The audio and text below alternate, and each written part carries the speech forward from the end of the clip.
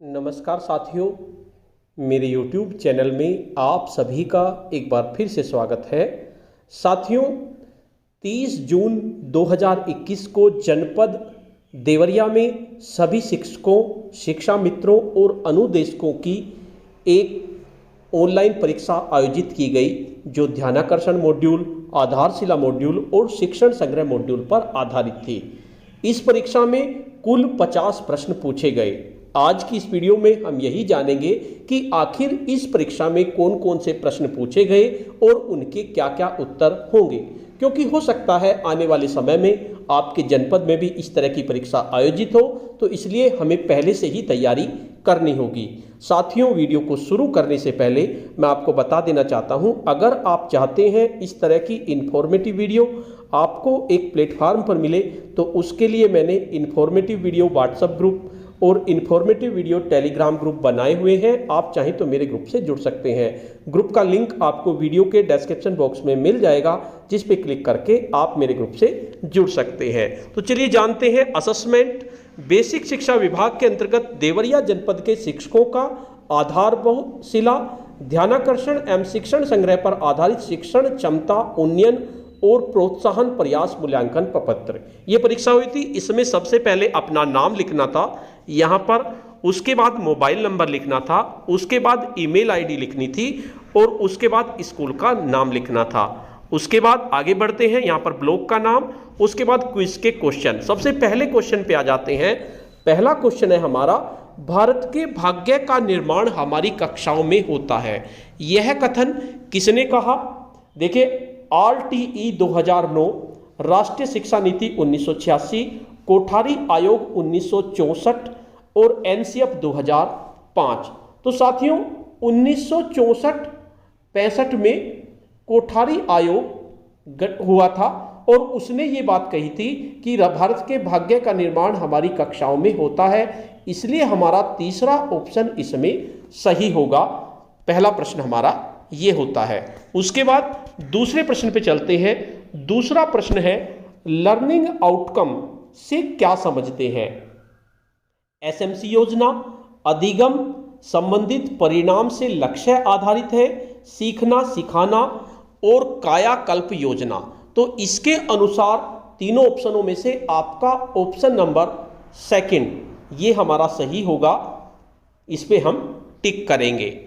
उसके बाद तीसरा प्रश्न हमारा है इसमें, देखिए, कक्षा शिक्षण के उपरांत, आपने कक्षा शिक्षण की, कक्षा शिक्षण के उपरांत सबसे महत्वपूर्ण व्यावहारिक पक्ष क्या है? नंबर 1, बच्चों की काफी जांचना।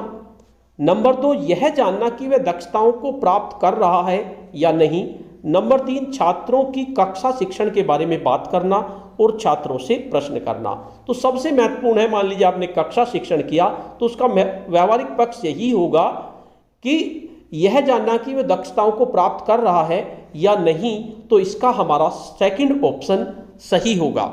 उसके बाद प्रश्न नंबर 4 पे आते हैं, लर्निंग गैप से क्या आशय है? यानी learning gap LG, learning gap. Learning gap होता क्या है? हमारी कुछ, हमने सोचा कि बच्चे को इस क्लास में बच्चा पढ़ रहा है, तो इसमें पढ़ने के बाद बच्चों के ये एक्सपेक्टेड आउटकम्स हो जाने चाहिए।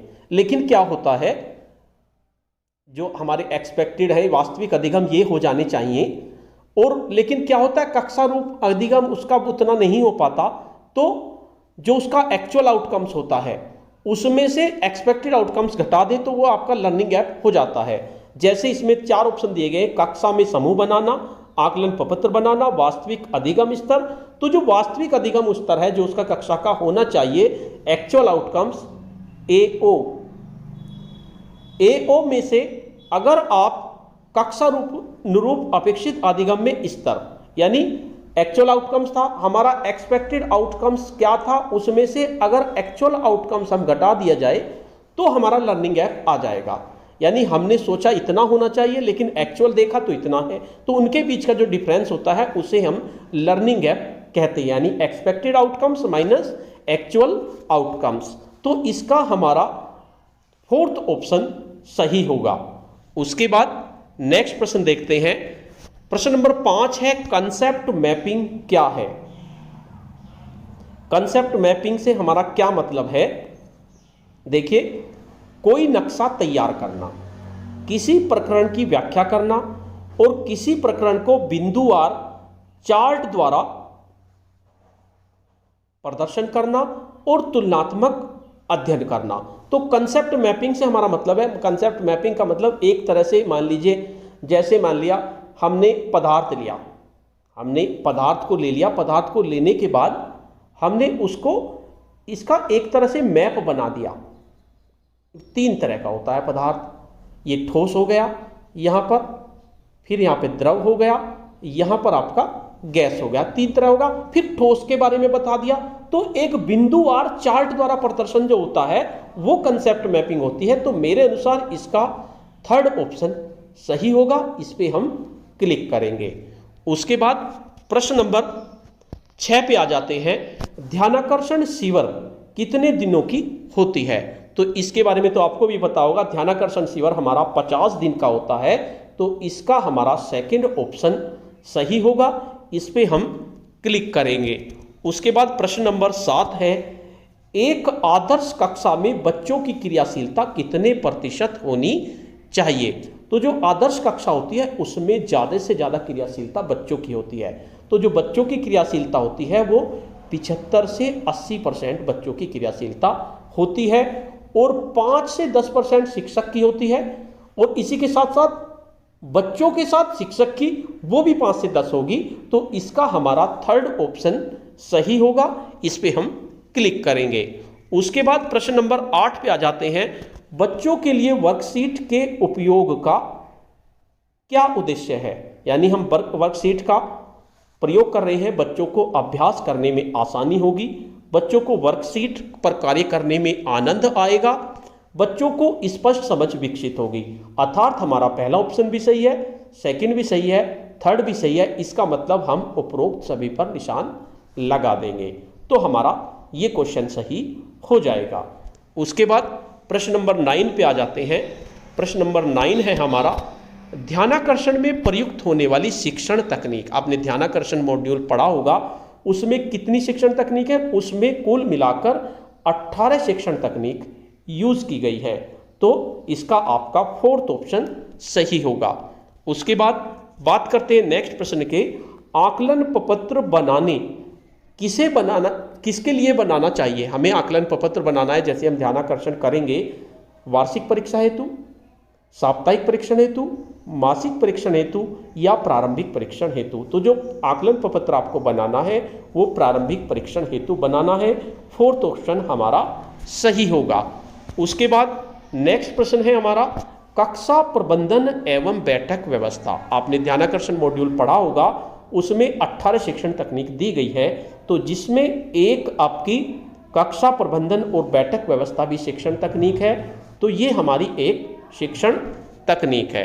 उसके बाद नेक्स्ट प्रश्न देखते हैं। नेक्स्ट प्रश्न हमारा क्या है, एक आदर्श शिक्षक बच्चों की शैक्षिक प्रगति का मूल्यांकन करता है साप्ताहिक, मासिक, प्रतिदिन या वार्षिक। तो जो आदर्श शिक्षक होगा वो रोज देखता रहेगा कि हमारे बच्चे की प्रगति कितनी है। तो इसका हमारा प्रतिदिन आंसर सही होगा, इस पे हम टिक करेंगे। बात करते हैं नेक्स्ट प्रश्न की, प्रकरण एवं ध्यानाकर्षण प्रभावी शिक्षण का सही तरीका है।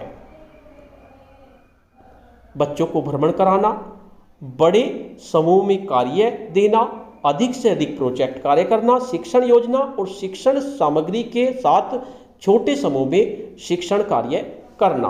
तो इसका हमारा 4th ऑप्शन सही होगा। 4th ऑप्शन पे हम क्लिक करेंगे।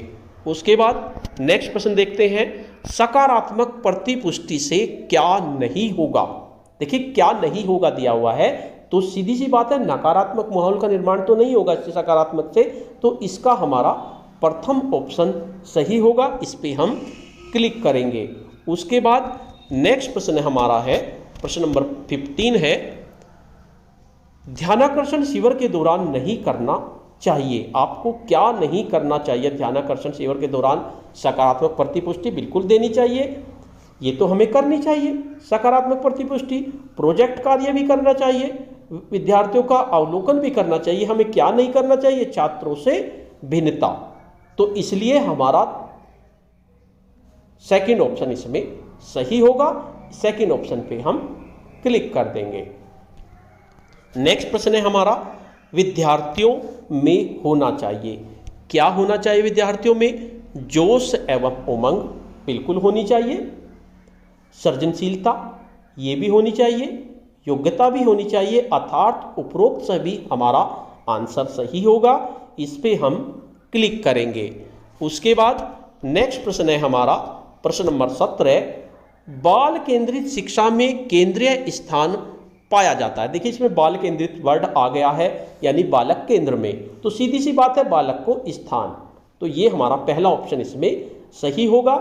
उसके बाद नेक्स्ट प्रश्न है हमारा, एक अच्छा शिक्षक वह होता है जो शिक्षण कार्य की योजना बनाता है। बिल्कुल सही बात है, शिक्षण कार्य की योजना बनाता है। विद्यालय में सोता है, ये तो बिल्कुल गलत है। व्यक्तिगत ट्यूशन करता है, ये भी गलत है। विद्यार्थियों का असहयोग करता है, ये भी गलत है, यानी कि हमारा पहला ऑप्शन इसमें सही होगा। अब नेक्स्ट पे चलते हैं। नेक्स्ट है हमारा, एक शिक्षक का सबसे प्रभावशाली कार्य क्या होगा? देखिए 4 ऑप्शन दिए गए हैं। सभी बच्चों का शैक्षिक सहयोग करना, बिल्कुल करना चाहिए। केवल कमजोर बच्चों का सहयोग करना, ये तो नहीं होना चाहिए। केवल प्रतिभागी, तो ये भी नहीं होना चाहिए आपका। केवल अपने परिचित बच्चों का, ये भी नहीं होना चाहिए। इसका मतलब हमारा पहला ऑप्शन हमारा सही है। पहले पे हम क्लिक करेंगे। उसके बाद नेक्स्ट प्रश्न है हमारा, शिक्षण संग्रह शिक्षकों को संदेश देती है। जो शिक्षण संग्रह मॉड्यूल है आपका, विद्यालय का सर्वांगीण विकास, केवल विद्यालय परिवेश, केवल शिक्षक डायरी, केवल खेलकूद आयोजन, क्योंकि शिक्षण संग्रह में तो सभी दिया गया है, तो इसका हमारा फर्स्ट ऑप्शन सही होगा। उसके बाद आगे बढ़ते हैं। आगे है हमारा नेक्स्ट प्रश्न है, शिक्षण संग्रह का लक्ष्य है। क्या लक्ष्य है शिक्षण संग्रह का? बच्चों का अपमान करना, ये तो लक्ष्य नहीं है। बच्चों को कक्षा से बाहर करना, ये भी नहीं है। शिक्षकों का असहयोग करना, ये भी नहीं है। तो इसका मतलब हमारा विद्यार्थियों की सहायता करना, ये शिक्षण संग्रह का लक्ष्य है। नेक्स्ट प्रश्न है हमारा, शिक्षण संग्रह में समाहित है। क्या समाहित है शिक्षण संग्रह में? शिक्षण योजनाएं, शिक्षक डायरी, समय सारणी, उपरोक्त सभी, क्योंकि शिक्षण संग्रह में शिक्षण योजनाएं भी हैं। शिक्षक डायरी के बारे में बताया गया, समय सारणी के बारे में बताया गया, इसलिए इसका आंसर होगा हमारा उपरोक्त सभी। उसके बाद नेक्स्ट प्रश्न है आपका, एआरपी का क्या कार्य है? आपके विद्यालय में एआरपी आते हैं, उनका कार्य क्या होता है? एआरपी का जो कार्य है वो हमारा सहयोग करना है। आपने देखा होगा आपके विद्यार्थी स्कूल में एआरपी आते हैं, उनका कार्य होता है शिक्षण कार्य में गुणवत्ता बढ़ाना। शिक्षकों का असहयोग करना तो नहीं है, अपने मूल विद्यालय में पढ़ाना भी नहीं है, तो इसका फर्स्ट ऑप्शन हमारा सही होगा। उसके बाद नेक्स्ट प्रश्न देखते हैं। क्या प्रश्न है, कक्षा शिक्षण में अवश्य होना चाहिए। क्या क्या कक्षा शिक्षण, जब आप कक्षा शिक्षण कराते हैं, क्या क्या अवश्य होना चाहिए? हास्य प्रयास बिल्कुल होना चाहिए, तभी तो रुचिपूर्ण वातावरण बनेगा। इसके साथ साथ शिक्षण का लक्ष्य भी होना चाहिए, प्यार एवं सहयोग भी होना चाहिए, अर्थात हमारा चौथा ऑप्शन सही होगा, उपरोक्त सभी। उपरोक्त सभी पे हम टिक करेंगे। उसके बाद नेक्स्ट प्रश्न है हमारा प्रश्न नंबर 25, बच्चों को सीखने में सहयोग होता है। बच्चों को सीखने में सहयोग कौन करता है? शिक्षक तक का तो सबसे ज़्यादा सहयोग होता है, ये तो हमारा सही हो गया। अभिभावकों का भी, अभिभावकों से भी काफ़ी कुछ सीखते हैं बच्चे, और पास पड़ोस से भी सीखते हैं। तो इसका मतलब हमारे तीनों ऑप्शन सही हैं, तो ऑप्शन नंबर 4 पे हम क्लिक करेंगे। उसके बाद नेक्स्ट प्रश्न हमारा है, बच्चों के सीखने में प्रभावशाली होता है। आप बच्चों को आप सिखाना चाहते हैं तो आपको बच्चों को शाबाशी देनी होगी। अगर वे थोड़ा सा भी अच्छा काम करते हैं तो पहला ऑप्शन हमारा सही है। अपमान करना, ये तो बिल्कुल नहीं हो सकता। कक्षा से बाहर करना, ये भी नहीं हो सकता। उपरोक्त में से कोई नहीं, ये भी नहीं हो सकता। अर्थात हमारा पहला ऑप्शन इसमें सही होगा। उसके बाद नेक्स्ट प्रश्न है हमारा प्रश्न नंबर 27, निम्नलिखित में से इंडोर गेम है। अब इंडोर आउटडोर गेम क्या होते हैं? जो कमरे के अंदर या बरामदे के अंदर खेले जाते हैं उनको इंडोर गेम कहेंगे, और जो बाहर खेले जाते हैं उनको आउटडोर कहेंगे। तो फुटबॉल तो हमारा इंडोर गेम नहीं है, ये तो आउटडोर है। क्रिकेट भी आउटडोर है, कबड्डी भी आउटडोर है, अर्थात कैरम बोर्ड हमारा इंडोर गेम है। उसके बाद नेक्स्ट प्रश्न है हमारा प्रश्न नंबर 28, एक शिक्षक होने के नाते कार्य होना चाहिए। क्या कार्य होना चाहिए? अगर आप एक शिक्षक हैं, अभिभावकों का सहयोग बिल्कुल होना चाहिए, विद्यार्थियों का सहयोग ये भी होना चाहिए, सहकर्मियों के प्रति लगाव ये भी होना चाहिए, अर्थात उपरोक्त सभी हमारा आंसर सही होगा। फोर्थ ऑप्शन पे हम क्लिक कर देंगे। उसके बाद नेक्स्ट है हमारा कक्षा शिक्षण में अति आवश्यक है। आप कक्षा शिक्षण करने जा रहे हैं तो सबसे ज़्यादा जरूरी क्या है? बोलना, बिल्कुल बोलना जरूरी है, सुनना ये भी जरूरी है, लिखना भी जरूरी है, अर्थात उपरोक्त सभी हमारा आंसर सही होगा। फोर्थ ऑप्शन पे हम क्लिक करेंगे। उसके बाद नेक्स्ट प्रश्न है हमारा विद्यालय में आईसीटी उपयोग के क्षेत्र है। आईसीटी का उपयोग आप करना चाहते हैं विद्यालय में तो कक्षा शिक्षण में कर सकते हैं, सूचना प्रबंधन में भी कर सकते हैं, व्यवहार परिवर्तन में भी कर सकते हैं, अर्थात उपरोक्त सभी हमारा आंसर सही होगा। इस पे हम क्लिक करेंगे। उसके बाद नेक्स्ट प्रश्न है हमारा बाला का पूरा नाम क्या है? ये आपका मॉड्यूल में भी कई बार आया और ये प्रश्न भी आपका अक्सर जितनी भी ऑनलाइन परीक्षा आयोजित की गई उनमें ये प्रश्न ज्यादातर पूछा जाता है। बाला से मतलब है building as a learning aid. तो बाला जो होती है वो हमारा एक लर्निंग यानी बिल्डिंग जो होती है हमारी, वो अगर अट्रैक्टिव है तो लर्निंग एड का कार्य करती है। तो इसका फर्स्ट ऑप्शन हमारा सही होगा। उसके बाद नेक्स्ट प्रश्न है निम्न में से कौन सा बिंदु शिक्षण कार्य से जुड़ा है? टीएलएम बिल्कुल जुड़ा हुआ है, प्रयोगशाला भी जरूरी है, शिक्षक तो सबसे ज्यादा जरूरी है, अर्थात उपरोक्त सभी हमारा आंसर सही होगा। फोर्थ ऑप्शन पे हम क्लिक करेंगे। उसके बाद प्रश्न नंबर 33 है हमारा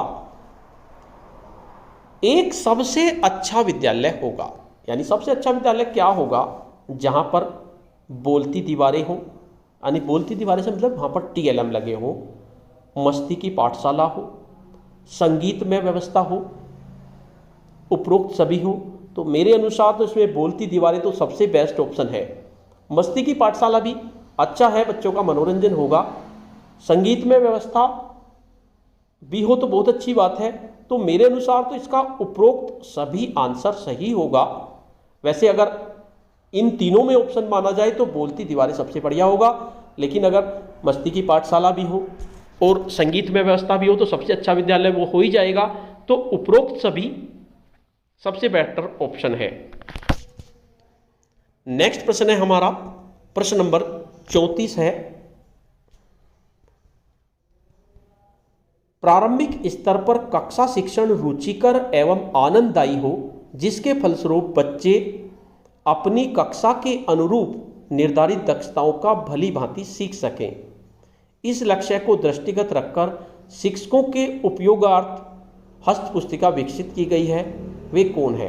अब इसमें वर्ड आ रहा है प्रारंभिक स्तर पर, कक्षा शिक्षण रुचिकर और आनंददायी हो। अगर इसको देखें प्रारंभिक स्तर को तो इसके अनुसार आधारशिला हस्तपुस्तिका आपकी प्रारंभिक स्तर पर है कि कक्षा शिक्षण रुचिकर हो, आनंददायी हो, जिसके फलस्वरूप बच्चे अपनी कक्षा के अनुरूप निर्धारित दक्षताओं को भली भांति पढ़ सकें। इस दृष्टि को दृष्टिगत रखते हुए शिक्षकों के उपयोगार्थ हस्तपुस्तिका विकसित की गई हैं। वे कौन सी हैं? लेकिन प्रारंभिक स्तर तो यही माना जाता है, 8वीं तक भी माना जाता है। तो इसका आंसर उपरोक्त सभी होगा, क्योंकि इसमें गणित और क्योंकि जो आपकी आधारशिला है उसमें कक्षा 1 और 2 में गणित और हिंदी के बारे में बताया गया केवल, लेकिन रुचिकर के लिए आपको शिक्षण संग्रह का भी यूज करना पड़ेगा, ध्यानाकर्षण का भी यूज करना पड़ेगा। तो आपका रुचिकर बनाने के लिए उपरोक्त सही आपका आंसर सही होगा। इस पे आप क्लिक करेंगे। उसके बाद नेक्स्ट प्रश्न है आपका प्रश्न नंबर 35। आधारशिला हस्तपुस्तिका, आपकी आधारशिला हस्तपुस्तिका है किन किन विषयों को रोचक और गतिविधि युक्त शिक्षण बनाने में मदद करती है। तो आधारशिला में आपको भाषा और गणित के बारे में बताया गया है, तो इसका आपका थर्ड ऑप्शन सही होगा। उसके बाद नेक्स्ट प्रश्न है आपका, अब देखिए फाउंडेशन लर्निंग शिविर, आपने बताया था 50 दिन का हमारा फाउंडेशन लर्निंग शिविर है। और साप्ताहिक कार्य योजना कितने सप्ताह की है? 50 दिन को अगर हम सप्ताहों में डिवाइड करें, 7 से इसको डिवाइड कर दें तो 7 सत्ते 49 हो जाएगा। 49 50 एक ही बात है, अर्थात सप्ताह में 7 दिन होते हैं, तो आंसर हमारा क्या आ जाएगा? 7, अर्थात 7 सप्ताह जो है इसका आंसर हमारा सही होगा। साप्ताहिक कार्य योजना 7 सप्ताह की उसमें दी गई है। उसके बाद नेक्स्ट प्रश्न है, सीखने की प्रक्रिया को सकारात्मक समर्थन देने के लिए हमें किन किन पहलुओं पर ध्यान देना होगा। अपने सीखने की प्रक्रिया को सकारात्मक समर्थन देना है तो हमें कक्षा प्रबंधन पर भी ध्यान देना होगा, शिक्षण योजना पर भी ध्यान देना होगा, आकलन और मूल्यांकन पर भी ध्यान हमें देना होगा। इसका मतलब सीधी सी बात है, उपरोक्त सभी हमारा आंसर सही होगा। उसके बाद नेक्स्ट प्रश्न है प्रश्न नंबर 38। जिन प्रश्नों में क्यों शब्द का प्रयोग किया जाता है, तुमने ये काम क्यों किया, आधारित उत्तर देने के लिए बाध्य करते हैं। प्रक्रिया वाले तो क्यों के नहीं होते, प्रक्रिया में तो आपको कैसे, अगर आप पूछ लिया जाए बच्चों से तुमने ये काम कैसे किया, तो बच्चों को प्रक्रिया बतानी पड़ेगी। लेकिन अगर आप ऐसा होते तो इस तरह के प्रश्न होते हैं कल्पना आधारित, लेकिन क्यों वाले जो प्रश्न होते हैं उनमें तर्क करना पड़ता है, तो इसका आपका सेकंड ऑप्शन बिल्कुल सही होगा। नेक्स्ट है आपका, लिखने के लिए जरूरी कौशल कौन से हैं। अब बच्चा लिखना सीखना है तो लिखने के लिए जरूरी है कि उसकी उंगली इस तरह की हो जाए कि वह पेंसिल को ठीक से पकड़ सके। तो ये जो इस तरह के कौशल होते हैं, इस तरह के कौशल को गत्यात्मक या मोटर कौशल कहते हैं, तो इसका आपका फर्स्ट ऑप्शन बिल्कुल सही होगा। उसके बाद नेक्स्ट प्रश्न है हमारा प्रश्न नंबर 40। लर्निंग आउटकम क्या है? दक्षताएं, बिल्कुल सही है। अपेक्षित दक्षताएं, बिल्कुल ये भी सही है। पाठ पर आधारित दक्षताएं, ये भी सही है। पाठ पर आधारित अपेक्षित दक्षताएं, ये बिल्कुल सही है। 100% जो आंसर सही होगा वो आपका फोर्थ होगा, क्योंकि लर्निंग आउटकम किसी कक्षा के ही तो होते हैं, यानी पाठ पर किसी कक्षा के पाठ जो होंगे उन पर आधारित अपेक्षित, यानी हम सोचते हैं कि बच्चे पे इतना आ जाना चाहिए, तो ये अपेक्षित दक्षताएं होती हैं, तो इसका फोर्थ ऑप्शन हमारा सही होगा। उसके बाद प्रश्न नंबर 41 पर आते हैं। प्रश्न नंबर 41 है, फाउंडेशन लर्निंग से बच्चों में कौन कौन से परिवर्तन होंगे। व्यवहारगत परिवर्तन, भाषा और गणित की बुनियादी समझ आ जाएगी। तो हमारा जो फाउंडेशन लर्निंग है वो भाषा और गणित की बुनियादी समझ के लिए ही है, तो इसका हमारा सेकंड ऑप्शन सही होगा। उसके बाद नेक्स्ट प्रश्न है हमारा प्रश्न नंबर 42। बच्चों को सीखने की दृष्टि से महत्वपूर्ण वर्ष क्या होता है। वैसे तो बच्चा सीखता रहता है जब से पैदा होता है, 1 से 5 भी बहुत महत्वपूर्ण वर्ष होता है, लेकिन अगर कक्षा की बात करें तो 3 से 12 साल का जो समय होता है वो सबसे महत्वपूर्ण होता है बच्चे के लिए। चाहे वो भाषा का विकास हो, चाहे वो आपका उसकी तर्कात्मक शक्ति का विकास हो, तो इसका आंसर मेरे अनुसार थर्ड ऑप्शन इसका सही होगा। उसके बाद नेक्स्ट प्रश्न है, शिक्षण योजना बनाने में प्रमुख रूप से ध्यान देने वाली बात क्या है। आप शिक्षण योजना बना रहे हैं, उसमें गतिविधि भी होनी चाहिए, समय का निर्धारण भी हमें करना होगा, भोजनावकाश की तो उसमें ज़रूरत नहीं है, लेकिन सबसे जो महत्वपूर्ण होता है वो होता है अपेक्षित लर्निंग आउटकम। जो आप शिक्षण योजना बनाने जा रहे हैं वे आपके किन अपेक्षित लर्निंग आउटकम पर आधारित है, तो इसका फोर्थ ऑप्शन हमारा सही होगा। उसके बाद नेक्स्ट प्रश्न है, हमारे मस्तिष्क में सीखना इन चरणों पर आधारित होता है। सीखने की प्रक्रिया होती है रिफ्लेक्शन, एक्सपेरिमेंट्स, कंसोलिडेशन, एप्लीकेशन, इन्होंने दी है। इसका क्रम जो होता है वो क्रम होता है ERAC, ERAC जो होता है, E से एक्सपीरियंस हो गया, R से रिफ्लेक्शन हो गया, A से एप्लीकेशन हो गया और C से कंसोलिडेशन हो गया। यानी सबसे पहले एक्सपीरियंस होगा किसी भी चीज का, उसके बाद रिफ्लेक्शन होगा, उसके बाद एप्लीकेशन करा जाएगा और उसके बाद सबसे बाद निष्कर्ष निकाला जाएगा। तो ERAC सीखने की चरण होता है, तो इसका फर्स्ट ऑप्शन हमारा सही होगा। उसके बाद प्रश्न नंबर 45 है हमारा, केंद्रीय लर्निंग आउटकम पढ़ना लिखना के अंतर्गत कक्षा 5 के नेस्टेड आउटकम्स क्या होंगे। तो जो कक्षा 5 के लिखने पढ़ने के अंतर्गत कक्षा 5 के जो लर्निंग आउटकम होते हैं, वे आपके बच्चे गद्य और पद्य में निहित भाव को समझकर अपनी भाषा में व्यक्त कर देते हैं। ये आपके नेस्टेड लर्निंग आउटकम होंगे। इसका थर्ड ऑप्शन हमारा सही होगा। उसके बाद नेक्स्ट प्रश्न है हमारा, केंद्रीय लर्निंग आउटकम भाषा संरचना और भाषा में कक्षा 3 के लिए नेस्टेड लर्निंग आउटकम क्या होगा। तो 3 के लिए नेस्टेड लर्निंग आउटकम दिए गए वाक्यों में संज्ञा सर्वनाम बताते हैं, संज्ञा सर्वनाम क्रिया विशेषण उपसर्ग प्रत्यय को चिन्हित करते हैं, व्याकरणों की इकाई जैसे कारक चिन्ह विलोम आदि जानते हैं, छोटे छोटे संवाद उचित भाव भंगिया से बोलते हैं। ये आपका नेस्टेड लर्निंग आउटकम होगा कक्षा 3 के लिए। तो इसका फोर्थ ऑप्शन हमारा सही होगा। उसके बाद प्रश्न नंबर हमारा 47 आ जाता है। अब देखिए 47 है, निम्नलिखित में से किसमें छात्रों द्वारा दक्षताओं की संप्राप्ति को अंकित किया जाएगा, उपयुक्त विकल्प का चयन करें। प्रेरणा सूची, आपको प्रेरणा सूची दी गई है जिसमें छात्रों की अपेक्षित दक्षताएं दी गई हैं कि किस कक्षा के बच्चे को कौन सी दक्षता आ जानी चाहिए। लेकिन उनमें बच्चों का संप्राप्ति स्तर लिखना, वो आपको प्रेरणा तालिका उसके लिए बनानी होगी। तो प्रेरणा तालिका इसका हमारा आंसर सही होगा, प्रेरणा सूची नहीं होगा, प्रेरणा तालिका हमारा आंसर होगा। उसके बाद प्रश्न नंबर 47 है, प्रेरणा लक्ष्य किन विषयों के लिए तैयार किए गए हैं। प्रेरणा लक्ष्य आपने पढ़े होंगे, ये आपके 10 प्रेरणा लक्ष्य हैं हमारे, 5 भाषा के हैं, 5 हमारे गणित के हैं। तो प्रेरणा लक्ष्य हमारे होंगे भाषा और गणित के, कक्षा 1 से लेकर 5 तक के आपने पढ़े होंगे, तो आपके याद भी हो गए होंगे। तो इसका थर्ड ऑप्शन हमारा सही होगा।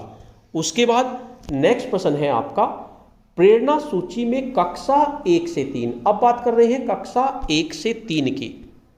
तो कक्षा 1 से 3 में आपकी कितनी दक्षताएं हैं, 14 दक्षताएं आपकी दी गई हैं। और 4-5 में आपकी 16 दक्षताएं दी गई हैं, चाहे भाषा की बात करें चाहे हम गणित की बात करें। तो इसका आंसर हमारा थर्ड सही होगा। उसके बाद लास्ट प्रश्न है हमारा, गणित सीखने सिखाने का क्रम क्या है। तो गणित सीखने सिखाने का मैंने कई वीडियो के माध्यम से बताया था। तो गणित सीखने का हमारा जो क्रम होता है वो होता है ELPS। ELPS,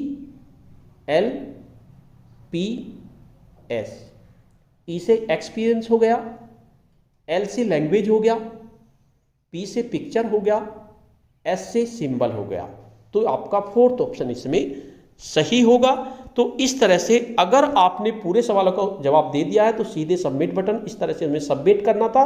तो साथियों मैंने कोशिश की है ज़्यादा से ज़्यादा प्रश्नों के सही जवाब देने की। अगर आपको लगता है मेरा कोई जवाब गलत है तो आप वीडियो के कमेंट बॉक्स में जरूर लिखें। और इसके साथ साथ अगर आपको तैयारी करनी है तो उसके लिए इस वीडियो के डिस्क्रिप्शन बॉक्स में मैं अपनी जितनी भी मैंने वीडियो बनाई है इस तरह की, उनके लिंक आपको दे दूंगा। उस पर क्लिक करके आप तैयारी कर सकते हैं, क्योंकि पता नहीं कब किस जिले में ये इस तरह की परीक्षा आयोजित हो जाए। तो साथियों आज की वीडियो में इतना ही। आपको यह वीडियो कैसी लगी? अगर आपको यह वीडियो अच्छी लगी तो इस वीडियो को लाइक करें, शेयर करें और वीडियो पे कमेंट्स करें। और अगर आप मेरे चैनल पे नए हैं, पहली बार मेरे चैनल को देख रहे हैं, तो चैनल को सब्सक्राइब कर लें और बेल के आइकन को प्रेस कर दें, जिससे कि आपको नेक्स्ट वीडियो का नोटिफिकेशन मिल सके। धन्यवाद।